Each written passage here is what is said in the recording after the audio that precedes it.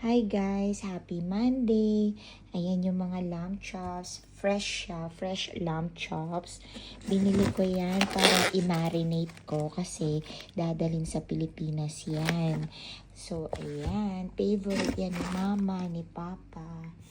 Ipapadala ko sa Pilipinas kasi may uuwi today sa Pilipinas. So, siya ang magdadala niyan, yung friend ko. Ayan. Pero ima-marinate ko muna siya para pag dumating sa Pilipinas after 9 hours flight, masarap, matagal yung pagka-marinate. Tapos, doon na lang i-grill nila Mama, Papa. Ayan, lamb chops. So, gagawin kong especially yung lamb chops for Mama and Papa, for John, for Malen, at sa mga bata. Ayan, fresh lamb chops.